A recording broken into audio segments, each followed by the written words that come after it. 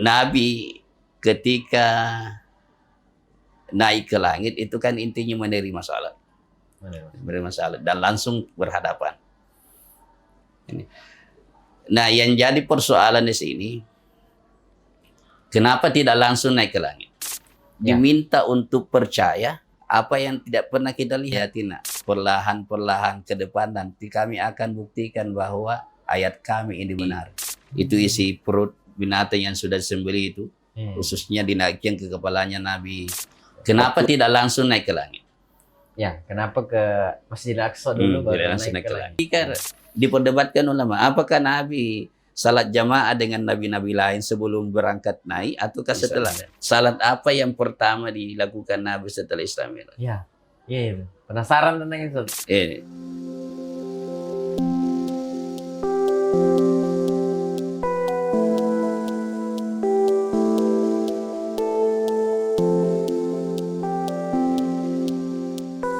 Baik, bismillahirrahmanirrahim. Assalamualaikum warahmatullahi wabarakatuh. Assalamualaikum.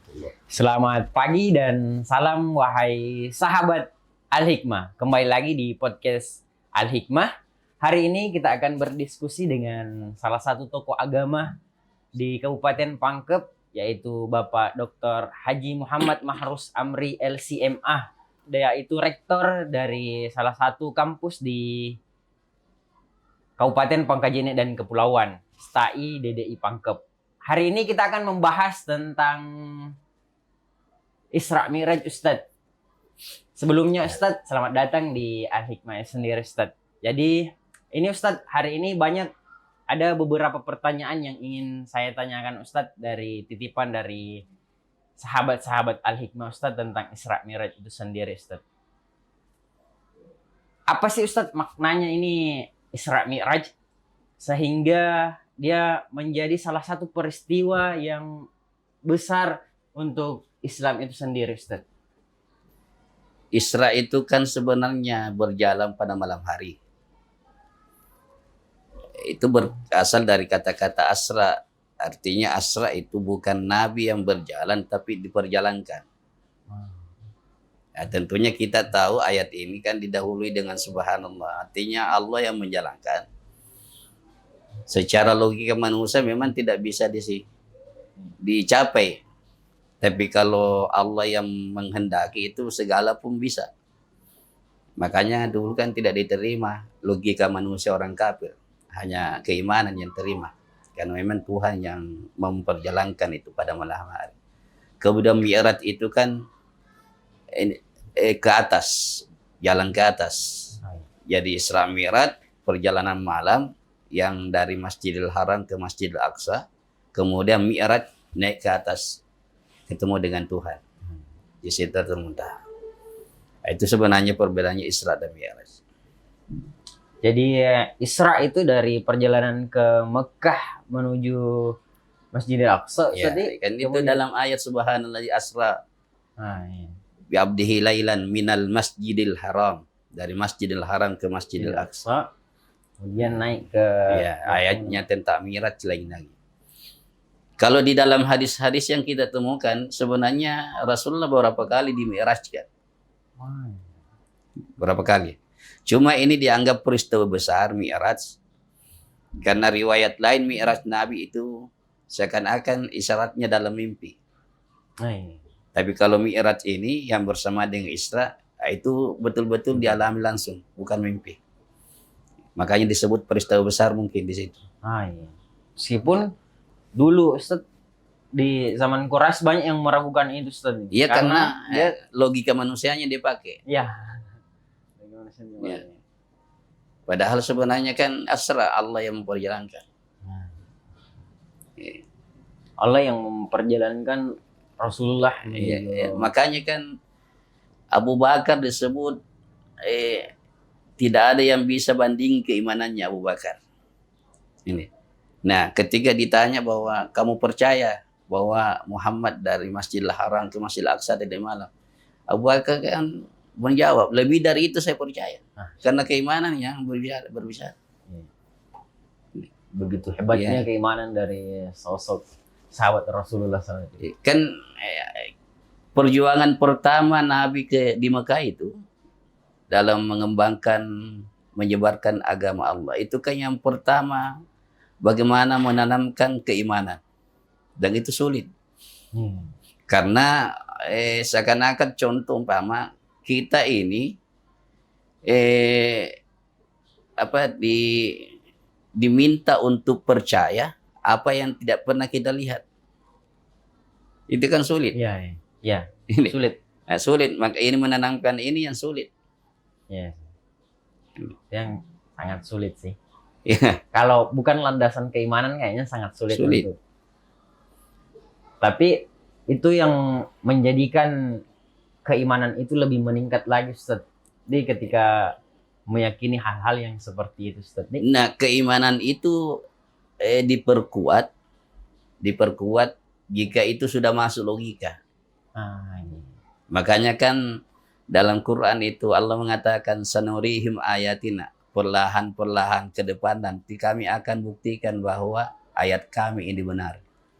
Itu kan sudah mulai. Orang dulu tidak percaya kalau bisa dari Makassar ke Jakarta 1 jam 2 jam. Karena sekarang sudah mulai kan dibuktikan. Pengetahuan itu yang akan membuktikan bahwa apa yang dikatakan oleh Tuhan dalam Al-Quran dan hadis Nabi itu pasti benar. Tapi ini Ustaz, mengapa peristiwa yang luar biasa ini Ustaz justru terjadi saat Rasulullah SAW berada dalam masa sulitnya, Ustaz? Kan peristiwanya begini sebenarnya. Ketika Abu Talib dan Khadijah masih hidup. Ini kan 2 orang ini punya wibawa. Kalau ditarik sejarah ke belakang, salah satu faktor yang sehingga segani di orang Arab pada waktu itu karena mereka berdua ini, Khadijah dan Abu Talib, sering membantu orang. Nah, kalau kita sering membantu orang tanpa pamrih, kita disegani, pasti disegani. Kalau ada yang sakiti kita pasti dibela, banyak yang bela. Nah, di saat mereka dua orang ini masih hidup, tidak ada yang berani ganggu Nabi karena wibawanya ini 2 orang-orang di dekatnya. Tapi ketika 2 orang ini sudah meninggal dan disebut dalam sejarah adalah tahun kesedihan, Amul Hazan. Ini karena Nabi sangat sedih, 2 orang yang sangat dicintai ini, pamannya dan istrinya meninggal. Nah, di situ mulai orang kafir menyakiti Rasulullah, melempar batu, mengata-ngatai beliau, bahkan ketika sujud Nabi itu isi perut binatang yang sudah disembelih itu, khususnya dinaikkan ke kepalanya Nabi. Waktu hadir di hidup 2 orang ini tidak ada yang berani. Karena ketika beliau sudah agak sempit terasa di Mekah, kan berusaha ke Taif. Orang Taif juga tidak terima. Ini kembali ke Mekah. Nah, di situ mungkin ada skenario dibuat oleh Allah. Kemudian Jibril diminta untuk ambil Rasulullah Muhammad, bawa naik. Untuk melaksanakan Isra Mi'raj itu, Ustaz. Intinya ke menerima salat. Menerima salat. Jadi menerima salat seakan-akan orang ulama kita mengatakan sekalipun satu dunia membenci kamu, tidak ada masalah, yang penting Allah yang mencintai kamu. Masya Allah. Ini kedua, kalau ada masalahmu apapun, sebagaimana besarnya maupun masalahmu, jangan kemana-mana, pergi sujud saja, salat, wudhu, salat, mengadu kepada Tuhan. Nah, itu jalan yang paling baik sebenarnya. Dan pada peristiwa Isra Mi'raj ini, Ustaz, kan Nabi diberikan perintah untuk melaksanakan sholat. Di situ diterima perintah untuk salat. Itu hadiah. Hadiah ke itu, Ustaz, atau bagaimana itu, Ustaz, dalam peristiwa Isra Mi'raj itu sendiri? Karena kan sebenarnya kewajiban salat sudah ada sebelumnya. Sudah ada. Sudah ada. Semua nabi-nabi sebelumnya itu kan sudah ada kewajiban salat. Sudah ada kewajiban zakat. Puasa ada, haji ada. Ini kan dasar perintah ini. Cuma teknisnya yang beda. Nabi Musa kan mengatakan kepada Rasulullah Muhammad, pulang minta keringanan kepada Tuhan. Karena saya pernah coba umat saya 50 kali sehari, dia bisa. Nah, itu kan berarti pada masa Nabi Musa kan ada perintah salat. Ini. Itu cuma teknis yang berbeda. Nah, makanya saya pertanyakan hadiahnya dari segi mana? Karena semua umat-umat sebelumnya ada salat. Jadi itu perintah yang dari segi teknisnya tadi. Saya punya ini pikiran begini.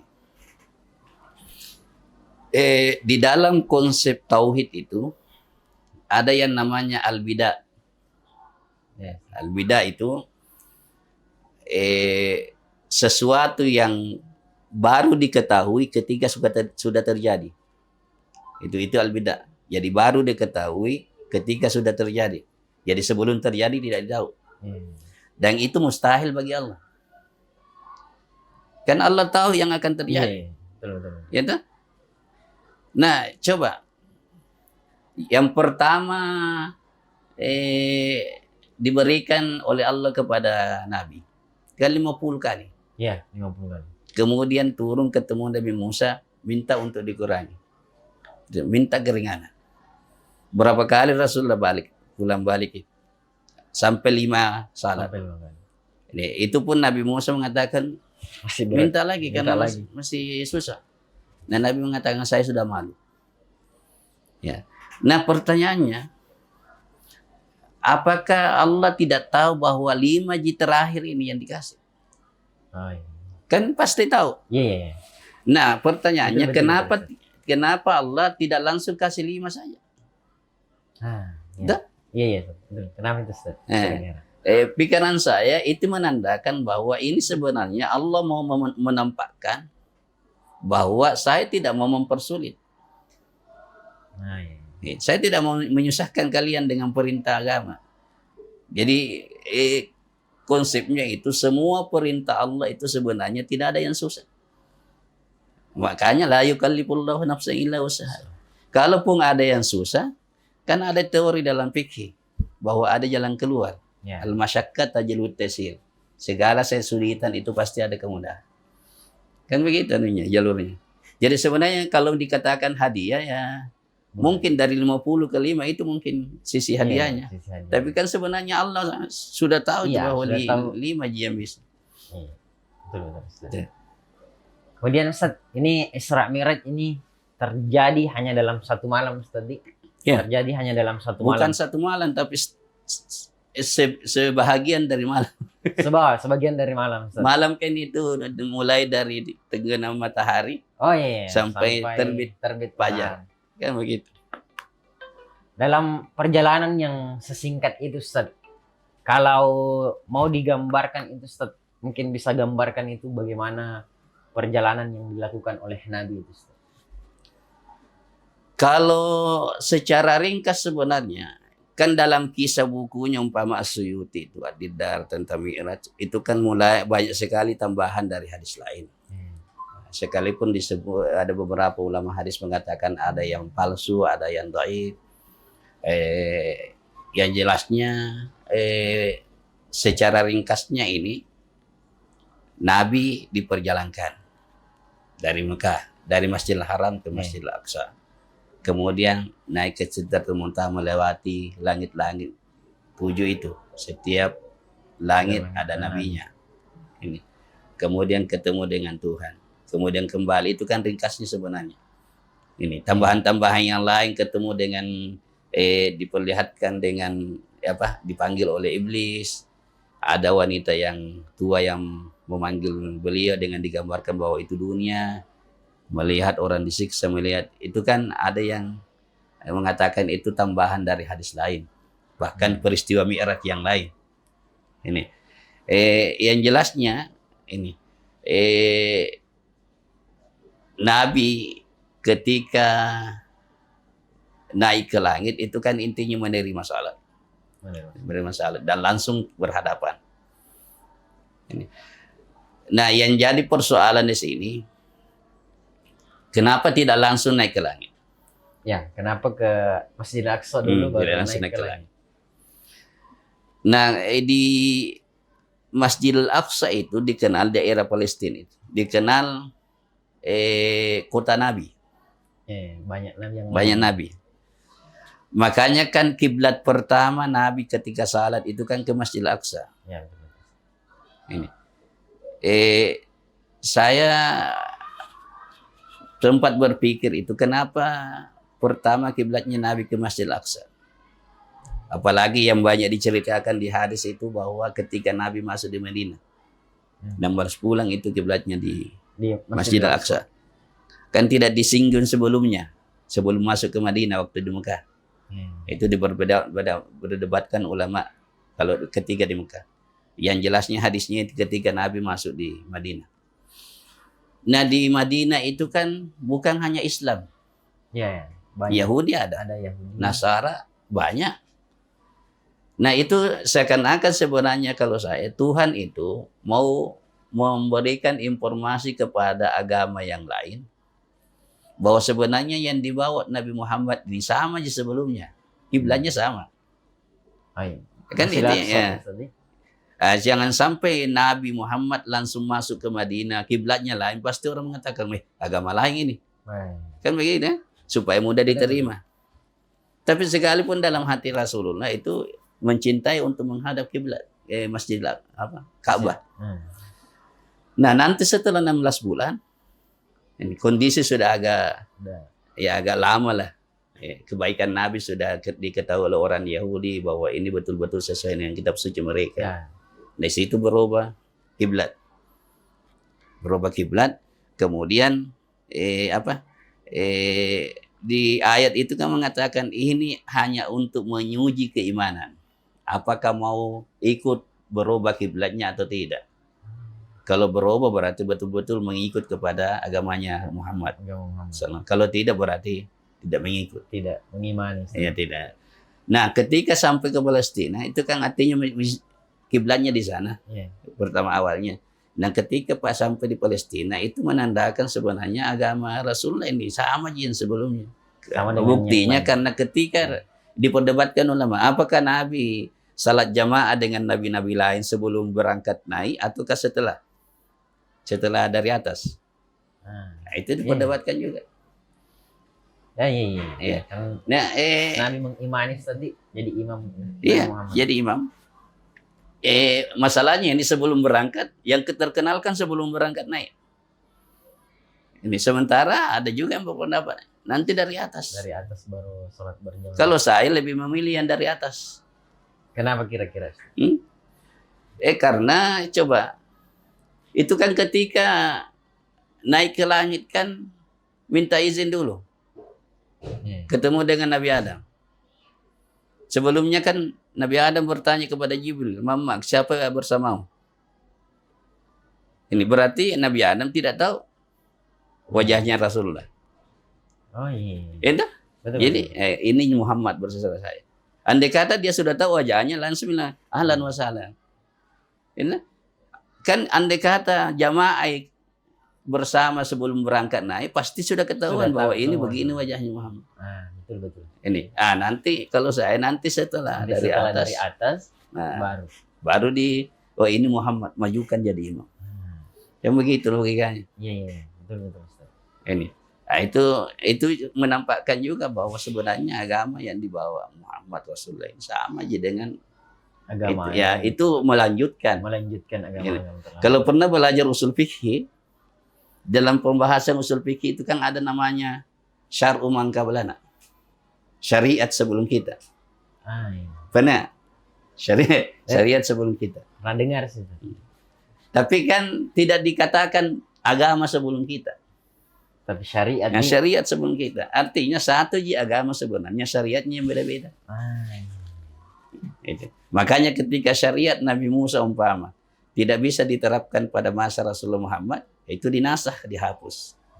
Kan begitu ya terus. Syariat Nabi Adam ketika masa Nabi Muhammad tidak bisa lagi dijalankan, dihapus. Tapi ketika syariat yang dulu itu tidak bertentangan dengan yang dibawa oleh Nabi Muhammad, berarti jalan terus. Dilanjutkan. Begitu kan syariat mengkawalan. Berarti satu ya agama sebenarnya syariatnya beda-beda. Islamic, Masya Allah. Kalau ini peristiwa Isra Mi'raj Ustaz, ketika ditarik ke zaman sekarang ini Ustaz, bagaimana cara memaknainya ini sebagai sosok generasi-generasi yang milenial atau Gen Z ini Ustaz, bagaimana cara memaknai atau memahamkan mereka bahwa peristiwa Isra Mi'raj ini memang peristiwa yang sangat luar biasa Ustaz. Apalagi anak-anak sekarang sudah gampang terdistract antara teknologi dan lain-lain sebagainya. Yang perlu sebenarnya diperkenalkan ini tentang bagaimana Allah, bagaimana Rasulullah. Ketika kita sudah menanamkan kepada anak-anak bahwa Allah itu maha kuasa, maha mampu, apapun yang pikiran itu tidak bisa mencapai, pasti anak-anak kita menanam, oh kalau Allah yang berbicara, Allah yang mau, tidak ada masalah. Itu yang perlu.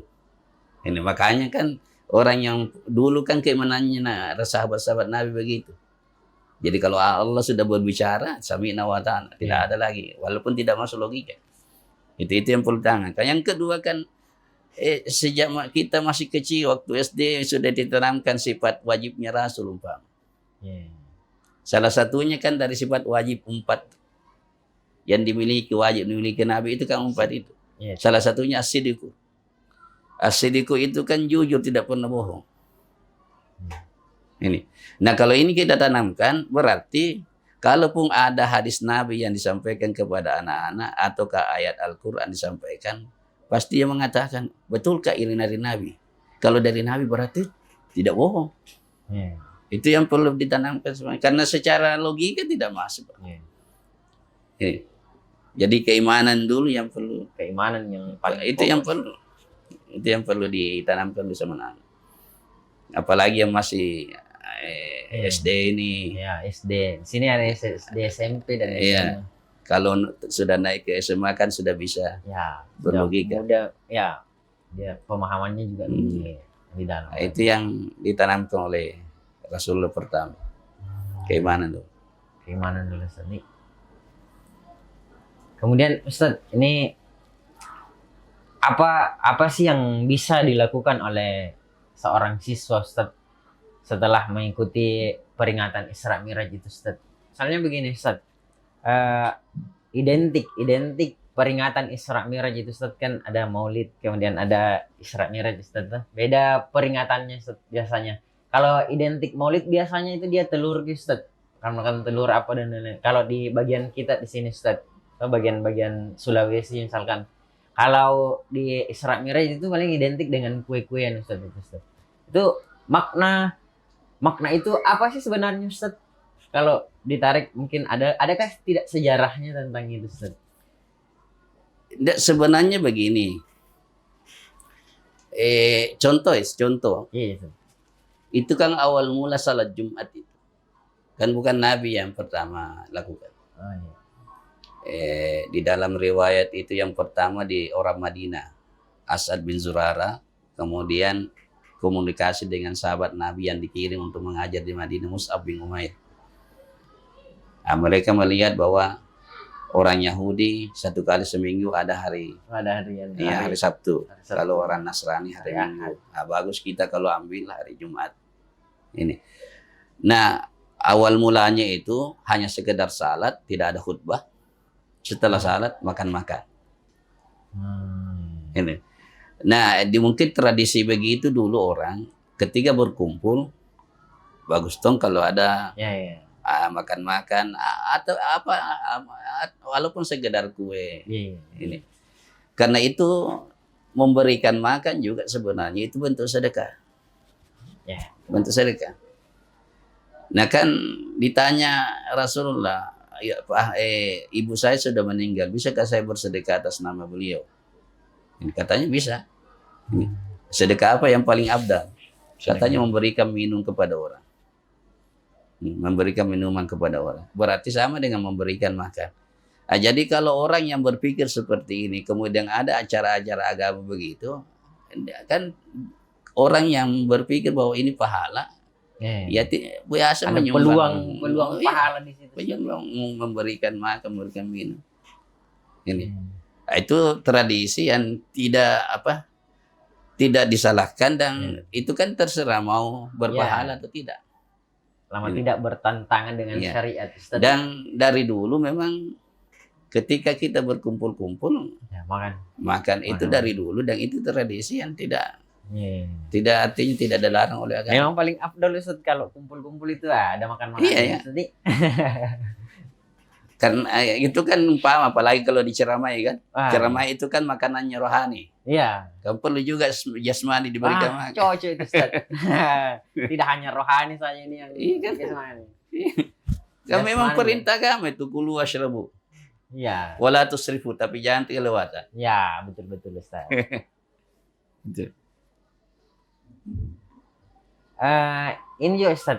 Saya sedikit kembali Ustaz. Ini kenapa perjalanan itu mesti malam hari Ustaz? Itu Isra Mi'raj itu. Kenapa mesti malam hari? Kenapa tidak Nabi diperjalankan itu di siang hari atau di pagi hari misalkan Ustaz?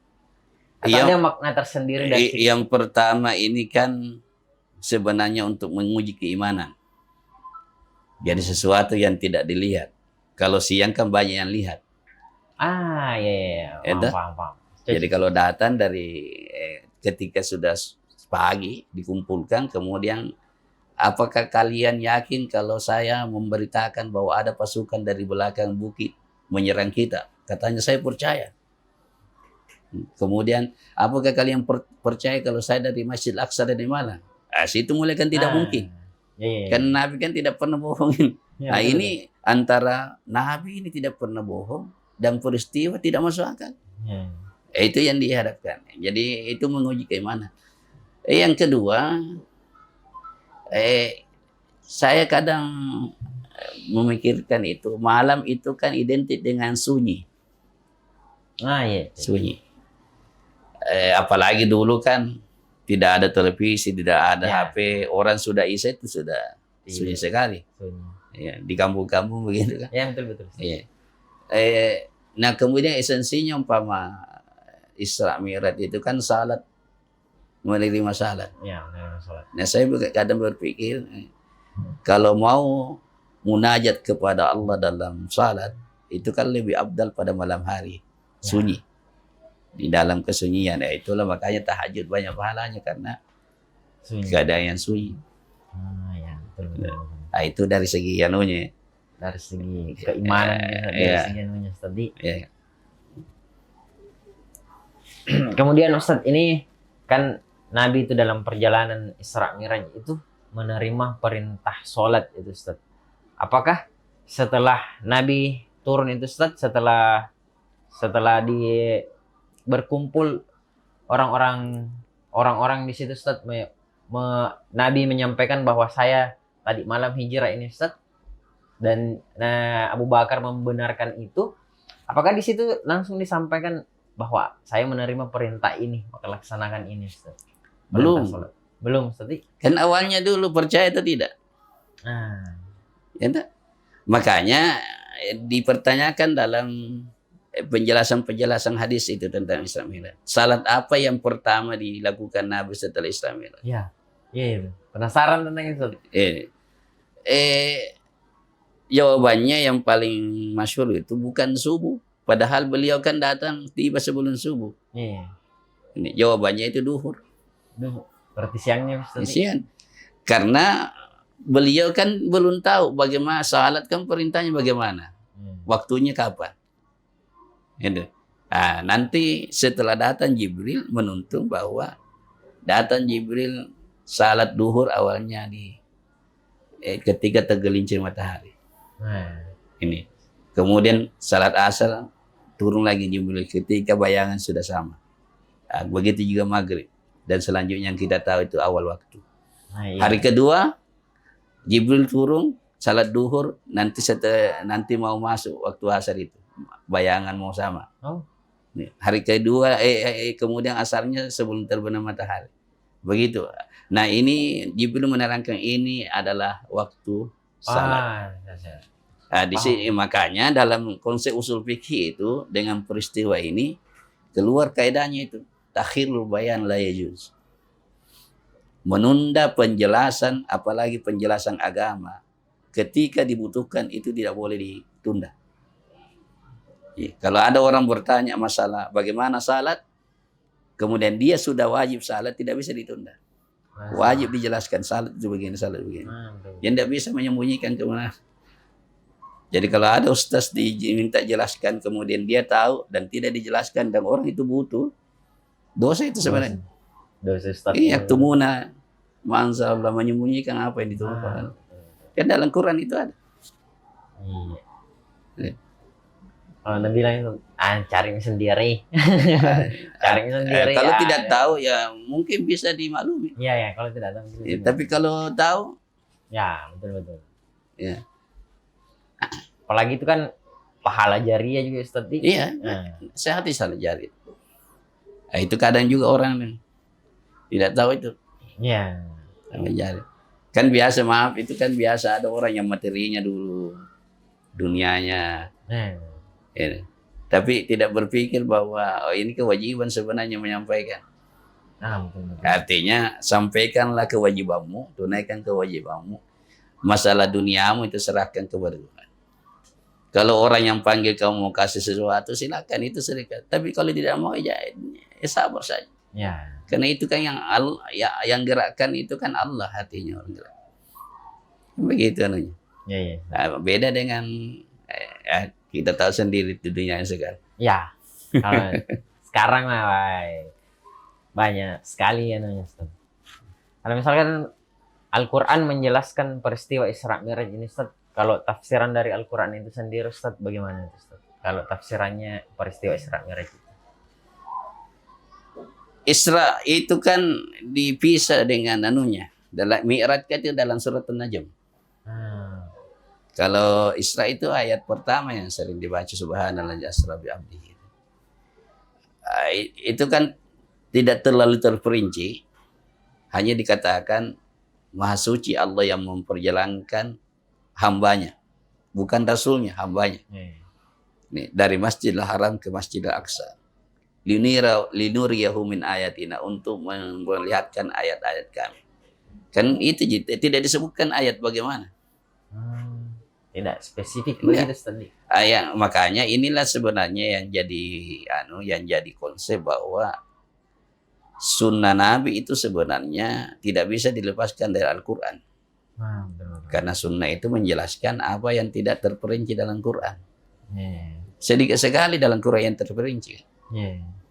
Ini paling yang terperinci itu yang kemungkinan tidak bisa berubah sampai akhir zaman. Walaupun berubah hanya sedikit. Tapi yang biasa berubah tiap masa itu yang tidak terperinci dalam Al-Quran. Yang dijelaskan tentang tambahan peristiwa yang dialami Nabi dan Isra Mi'raj itu di hadis-hadis yang ditemukan. Begitu juga Mi'raj. Wan najm idza hawa ma dalla sahibukum wa ma gawa. Itu kan menjelaskan bahwa ini Muhammad ini in huwa illa wa ma yantiqu anil hawa in huwa illa wahyu. Apa yang dia katakan itu bukan berdasarkan nafsunya, tapi betul-betul wahyu dari Tuhan. Artinya peristiwa Isra Mi'raj yang disampaikan oleh Nabi dari mulutnya itu bukan kebohongan, tapi memang wahyu dari Tuhan. Itu saja dalam Al-Quran. Adapun perinciannya di dalam hadis. Terus bagaimana Ustaz kalau misalkan kita tarik ke zaman sekarang ini Ustaz, zaman yang serba modern, serba canggih, anak-anak yang masih belia sudah dibekali dengan HP, informasi itu gampang sekali didapatkan melalui HP itu Ustaz. Dikaitkan dengan Isra Mi'raj itu sendiri Ustaz, tentang perjalanan hal baru yang didapatkan Nabi. Bagaimana caranya ini Ustaz supaya zaman-zaman sekarang ini anak-anak siswa terutama Ustaz sebagai seorang pendidik menanamkan bahwa peristiwa ini itu peristiwa yang begitu hebat diperjalankannya Rasulullah SAW. Kemudian dalam hal orang tua juga Ustaz, ini perjalanan baru, kan kita masuk di awal tahun Ustaz, perjalanan baru menuju yang kedepannya lagi. Bagaimana caranya orang tua ini bisa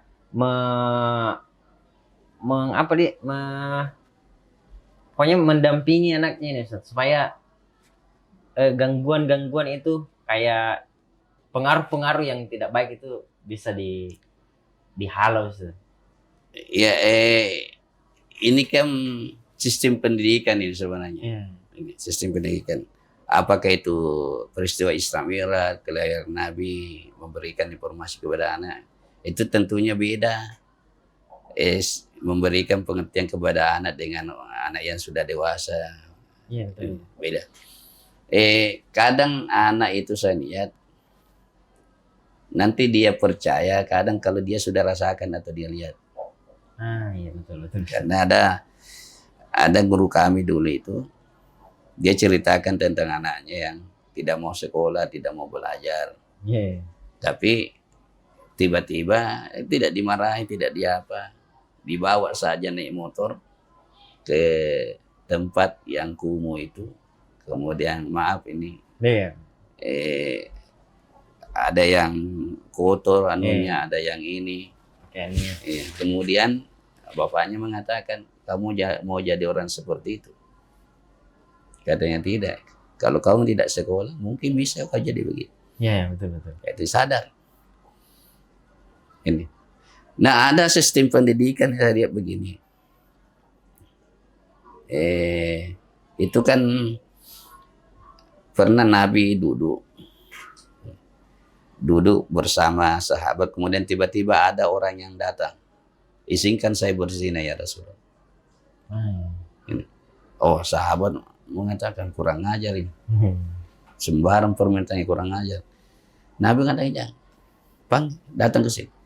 Jadi menghadap dengan Nabi, berhadapan, lututnya dengan lututnya orang itu bersentuhan dengan lututnya Nabi. Jadi Nabi hanya mengatakan, apa kamu punya ibu? Katanya punya.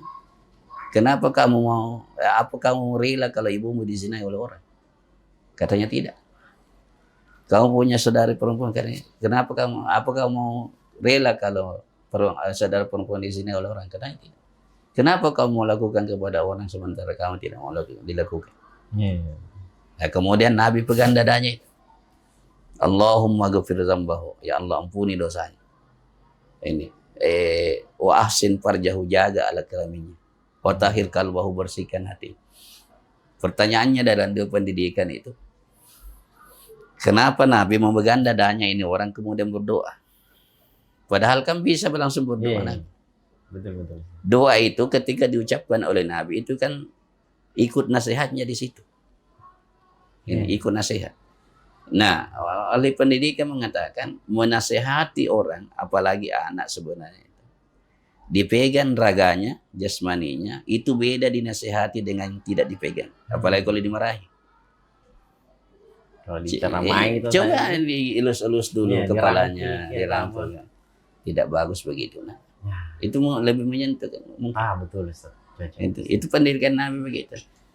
Ini jadi kalau mau memberikan pengertian kepada anak tentang Isra Mi'raj atau bagaimana Nabi sebenarnya, ya kalau dia berbuat salah jangan disalahkan, tapi duduk tenang, diingatkan, disapu-sapu anunya tuh. Iya, betul. Dia kan begitu. Dan memang dunia tak beda deh. Ya, beda sekali. Sekarang kan dilapor sama polisi kalau dipukul orang. Tidak boleh nih sentuh. Anak-anak sekarang entah terlalu dimanja atau bagaimana? Ya mungkin. Bisa terjadi tadi. Nah, makanya kan Nabi mengatakan didik anakmu sesuai dengan zamannya. Kalau zaman dulu dibawa ke zaman sekarang, buktinya kan sekarang ada ibu yang dibunuh oleh anaknya karena selain dimarahi, kemudian dihapus gamenya dan sebagainya. Kemudian Ustaz, ini tentang kalau dikaitkan lagi tadi tentang siswa, ini tentang kepemimpinan Ustaz, kan menjadi pemimpin untuk diri sendiri dulu ini Ustaz. Pelajaran kepemimpinan dari seorang sosok Rasulullah SAW ini Ustaz pasca hijrahnya ini Ustaz. Apalagi pada saat itu banyak yang menentang Ustaz. Banyak yang tidak sepakat atau bagaimana Ustaz, tentang itu Ustaz? Kepemimpinannya Nabi di sini Ustaz. Ya, coba ya. Sebelum Nabi menjadi pemimpin, itu sudah diformat oleh Tuhan. Antara lain bahwa dia itu tidak pernah bohong. Dia dipercaya, al-amin. Orang tahu semua itu karena dari akhlaknya, pergaulannya, bahwa ini orang tidak pernah bohong, ini dipercaya, ini selalu membantu orang. Makanya saya kadang waktu masih di Kairo dulu, ketika ada teman-teman yang sudah balik duluan, saya mengatakan kalau kamu tiba di kampungmu umpama melihat sesuatu yang tidak beres atau yang tidak sesuai dengan agama, jangan langsung salahkan. Ini. Tapi bagaimana caranya kamu mau bentuk dulu dirimu supaya bisa diterima oleh orang. Betul. Ya. Kalau kamu sudah diterima oleh orang, dipercaya, apapun yang kau katakan pasti didengarkan. Tapi kalau langsung datang langsung mau ini pasti salah ini begitu. Pasti orang itu ya lagi lamanya di Kairo. Tidak begitu. Kau datang itu kan begitu. Ini makanya dibentuk diri. Ya, begitu juga Rasul dibentuk dulu. Ini makanya Isra Mi'raj itu kan antara ini tidak pernah bohong ini. Ya. Karena orang sudah tahu. Ya. Ini. Makanya saya biasa mengatakan begini kan. Kalau mau jadi pemimpin memang dari awal bisa dipersiapkan. Ini. Ya, betul. Umpama saya bilang ya. Kalau mau ada jalanan yang rusak, perbaiki dengan dengan biaya sendiri. Ini berapa aja biayanya kalau disemen itu dengan pasir? Daripada nanti kampanye banyak uang keluar. Ini kalau begitu tiap hari pasti orang bilang, "Oh, bagus ini orang." Sekali. Berarti tidak perlu keluar dana banyak untuk kampanye. Beda sekarang. Nah, itu yang kadang tidak dipikirkan. Yang tidak dipikirkan sama orang-orang. Kalau umpama kita sudah berusaha untuk memperbaiki diri, kemudian artinya tidak mencapai untuk dipilih oleh orang, berarti ada skenario Tuhan yang lain. Nah, betul. Kan begitu ya. Ada hal yang bahasa agamanya kalau kita mau tenang hidup. Cocok itu, Ustaz. Kemudian ini, Ustaz, mungkin terakhir ini, Ustaz. Bagaimana sih mengamalkan nilai Isra Mi'raj ini dalam kehidupan sehari-hari, Ustaz, untuk siswa-siswa di Al-Hikmah ini, Ustaz? Kalau intinya itu adalah salat.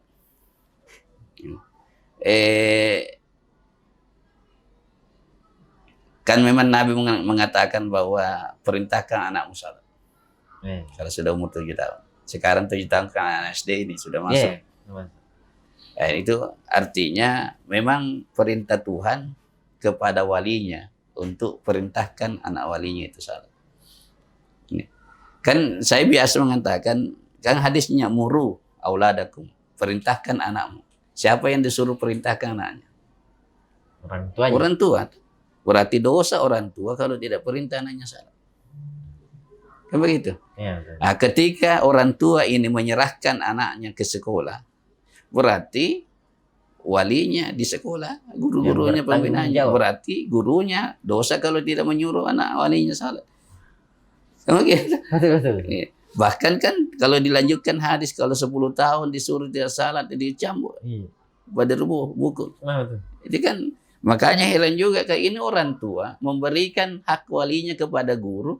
Kemudian kalau guru yang didik lapor ke polisi. Ya, padahal itu kalau tidak mau keserahkan didik sendiri dulu. Cocok itu, Ustaz. Nah, itu yang penting gurunya memang ingin mendidik dan memperbaiki. Kan ada standarnya semua. Nah, jadi kalau proses Samira mau dilihat untuk khusus mungkin anak-anak SD atau SMP yang kita didik itu salatnya yang diperhatikan, karena kalau salat diperhatikan insya Allah baik semua itu. Karena saya biasa selalu contohkan ini coba tanya begal-begal itu maaf salat kita tidak coba kemungkinan besar tidak salat. Karena kalau salat kita tidak akan menjadi begal. Betul. Nah, saya biasa contohkan pama 2 anak tak. Satu rajin ke masjid, satu rajin salat, satu tidak salat. Mana yang mengembirakan? Yang salat. Yang salat pasti. Apalagi kalau rajin ke masjid. Nah, artinya salat itu sebenarnya makanya kan salat perintah pertama daripada yang lain. Kalau salatnya sudah bagus, Insya Allah bagus semua itu. Nah, ini yang hikmah besarnya Isra Mi'raj itu intinya adalah salat. Karena perjalanan, kalau mau lanjut lagi, perjalanan menuju Tuhan itu untuk menerima salat, sebenarnya kan sama perjalanan kita ke Tuhan. Pasti banyak rintangan. Itu kan rintangan seperti tadi, ada perempuan yang panggil Nabi, Nabi tidak menoleh, itu dunia. Orang tidak pergi masjid itu karena kan biasanya dunia yang halangi. Itu ada iblis, setan yang panggil Nabi tidak digubris. Nah, orang tidak pergi salat atau orang tidak salat kan biasanya digoda setan juga, itu yang halangi. Tapi kalau ini berhasil dilawan, ya insya Allah menuju Tuhan. Begitu. Ya ini anak-anak kita di ini ya, upayakan supaya salatnya bagus. Insya Allah kehidupannya juga bagus, akhiratnya ketemu dengan Tuhan. Insya Allah Ustaz, kalau di Al-Hikmah itu Ustaz, sholat nomor 1. Alhamdulillah, ya. Al-Quran, sholat nomor 1. Ya. Ini Ustaz,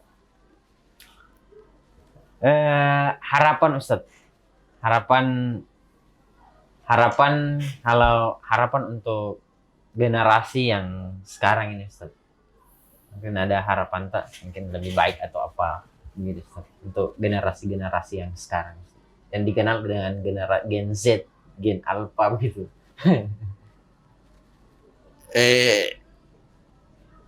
Kalau generasi sekarang ya, saya kira dididik oleh orang tua atau guru itu untuk kebaikan kita sebenarnya.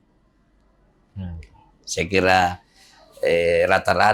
rata-rata orang tua semua mungkin dan guru ingin melihat anak didiknya atau anaknya itu baik.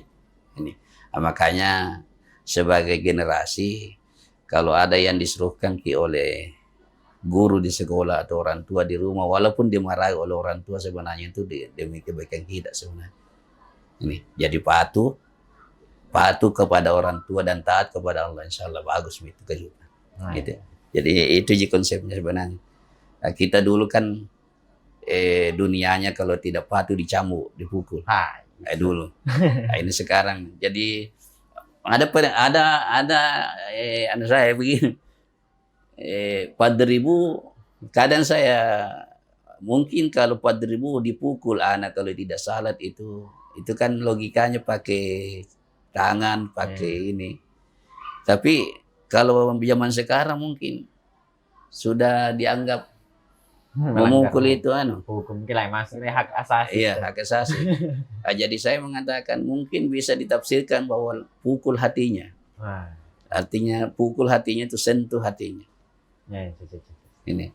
Nah, jadi kalau 7 tahun itu disuruh salat tidak mau, jangan biar dulu. Tapi kalau 10 tahun tidak salat, disuruh tidak salami, sentuh hatinya, artinya nasihati betul. Apakah dipeluk-peluk, perhatian lebih tinggi lagi daripada yang masih 7 tahun. Nah, itu yang penting sebenarnya. Memang kan, coba ketika Umar datang orang tua bapak bertanya, ya Umar, hukum anak saya karena tidak patuh sama saya. Umar mengatakan, panggil anakmu. Anaknya ditanya, kenapa kamu tidak patuh sama orang tua? Katanya tidak ada didik, tidak nasihati.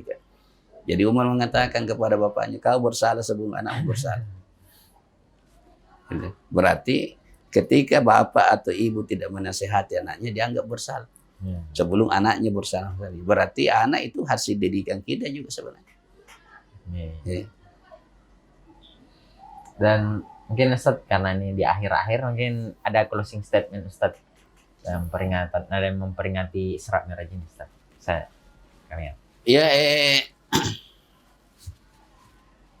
Sebenarnya menyampaikan agama itu jihad. Dan jihad itu pasti banyak tantangan. Orang tua ingin melihat anaknya itu baik, itu pasti banyak tantangan. Guru yang mau melihat anak didiknya itu sukses, berhasil, baik, itu pasti juga banyak tantangan. Karena konsepnya dalam Al-Quran itu, setiap kita mau melakukan ketaatan kepada Allah, kebaikan, pasti ada yang menggoda kita untuk tidak terlaksana itu. Ini. Makanya kita diperhadapkan oleh dua jalan ini kehidupan. Mau jalan yang benar atau tidak benar. Jalan benar berarti jalannya Allah, jalan yang tidak benar berarti jalannya syaitan yang kita kenal itu. Nah, terserah. Kalau kita ingin melihat diri kita, anak kita tetap di jalan Shiratal Mustaqim yang benar itu, berarti yakin pasti banyak tantangan. Pasti banyak usaha yang perlu dicapai. Ini. Makanya yang pertama bagi saya, jangan biarkan anak kita itu jauh dari agama. Jangan. Nah, termasuk peristiwa-peristiwa besar dalam Islam itu kan mengingatkan bahwa ternyata peristiwa yang dialami Nabi dulu dan sahabat-sahabatnya itu penuh perjuangan ini karena untuk kebaikan dunia dan akhirat mereka. Dan jadi kita juga mau baik dunia akhirat, ikuti metode mereka, ikuti sikap mereka, ikuti teladani semua apa yang mereka lakukan, terutama perintah petua dari Rasulullah SAW. Dan insya Allah dari segi pahala itu juga amal jariah, karena anak kita itu baik pasti amal jariah kita. Ini kalau anak kita saleh pasti amal jariah kita sebagai orang tua dan gurunya juga. Saya kira itu closingnya, bahwa salah satunya Isra Mi'raj ini bagaimana menanamkan kepada anak-anak kita bahwa Allah Maha Kuasa, Allah Maha Penyayang. Ini kan peristiwa yang Nabi disakiti kemudian dibawa ke langit.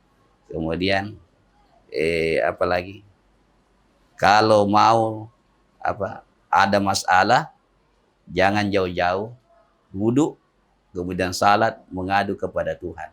Insya Allah pasti Allah mendengarkan aduan kita dan pasti Allah akan memberikan solusi dari masalah yang kita hadapi.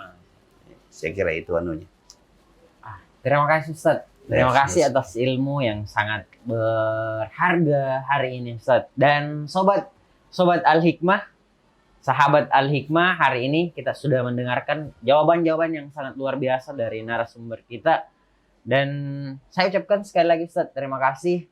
Dan semoga ini menjadi ilmu yang bermanfaat untuk para pendengar sahabat-sahabat Al-Hikmah. Dan mungkin sampai di sini dulu untuk podcast sahabat Al-Hikmah hari ini. Dan jangan lupa, jangan bosan-bosan terus untuk nonton podcast ini. Dan Ustadz, jangan bosan-bosan untuk main-main ke Al-Hikmah Ustadz. Dan terima kasih. Assalamualaikum warahmatullahi wabarakatuh. Selamat.